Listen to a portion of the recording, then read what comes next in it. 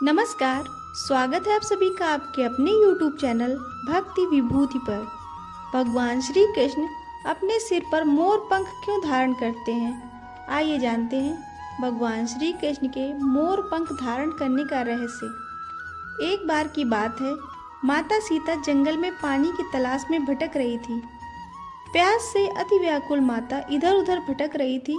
उनका कंठ सूखा जा रहा था, पर माता की तलाश खत्म होने का नाम नहीं ले रही थी। जब एक मोर ने यह देखा तो वह बहुत दुखी हुआ। माता की परेशानी मैं कैसे दूर करूं, यही विचार कर वह बेचैन हो रहा था। मोर को सरोवर का पता था। अचानक ख्याल आया कि यदि मैं नाचूं तो शायद माता का ध्यान थोड़ी देर के लिए ही सही पर पानी से हट जाएगा। मोर ने पंख फैलाए और नाचने लगा। माता सीता ने देखा और कहा, अद्भुत, बहुत सुंदर। माता नृत्य देख भाव विभोर हो गई, प्यास भूलकर नृत्य में खो गई। मोर बहुत खुश था। मर्यादा पुरुषोत्तम की अर्धांगिनी जगत माता सीता मेरे नृत्य से प्रसन्न हुई और कुछ देर के लिए ही सही प्यास की तड़प भूलकर मुस्कुरा उठी। मोर ने सोचा, यदि मैं पंख गिरा दूं तो माता और भी प्रसन्न होंगी। मोर ने एक पंख गिराया।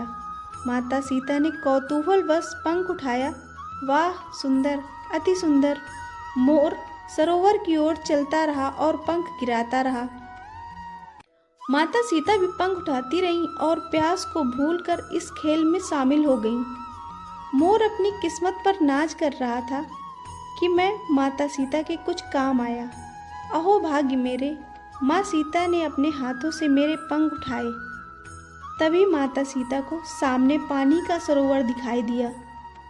माता सरोवर की तरफ दौड़ पड़ी। उनके हाथ से मोर पंख जमीन पर गिर गए और माता सीता उन मोर पंखों को पैर से कुचलते हुए सरोवर की तरफ बढ़ गई। यह देख मोर रोने लगा।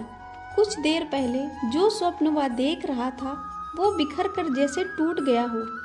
मोर विलाप कर ही रहा था कि अचानक वहां माता सीता को खोजते हुए श्री राम जी आ पहुँचे। भगवान ने मोर को विलाप करते देखा, फिर नीचे पड़े माता सीता के पैरों तले कुचले पंखों को देखा तो सारा माजरा समझने में देर न लगी। भगवान श्री राम ने एक एक कर वो पंख उठाए और मोर से निवेदन किया कि आप अब अश्रु मत बहाइए। मेरी अर्धांगिनी से जो गलती हुई है उसे क्षमा कर दीजिए। मैं तो वनवासी हूँ, अभी इन पंखों को धारण नहीं कर सकता, लेकिन एक वादा करता हूँ कि मैं अपने अगले अवतार में ये जो पैरों तले कुचले तेरे पंख हैं इनको अपने मस्तक पर धारण करूँगा। मोर प्रभु श्री राम से कहने लगा कि हे प्रभु, आपने मुझे हृदय से लगाया।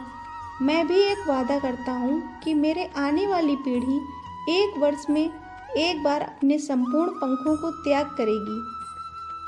आपने देखा होगा कि मोर 1 साल में एक बार अपने सारे पंख त्याग देता है। श्री राम जी ने अपने अगले अवतार में जब वो श्री कृष्ण बनकर धरती पर आए तो मोर से किया वादा निभाया और मोर पंख को अपने सर पर धारण किया।